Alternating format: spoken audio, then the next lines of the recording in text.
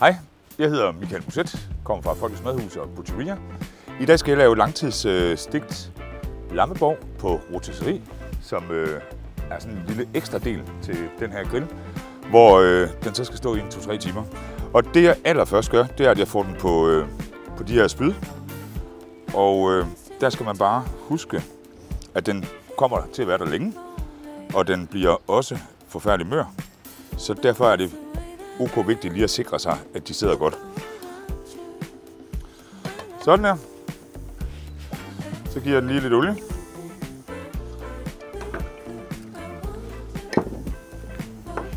Den får lidt salt, og man kan faktisk gøre lige hvad man vil. Og så kan jeg virkelig godt lide noget af rosmarinen, og det gør ikke noget, det heller falder ned på pladen.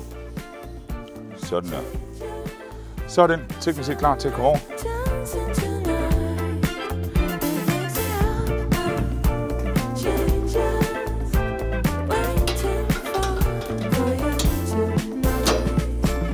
Sådan der.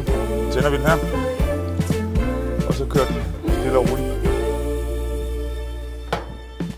Så er det bare lige at vente et par timer.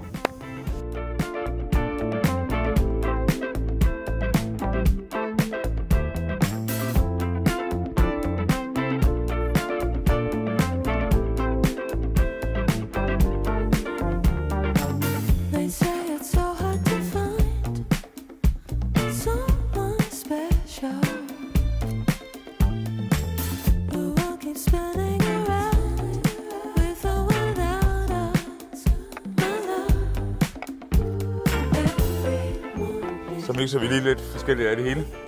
Så har vores lammeborg fået sådan små 2,5 timer på rotisseriet.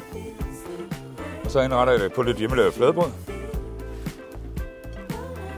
Kører vi lidt hjemmelavet tzatziki. Så har jeg lige sådan en lille hvidløgsolie.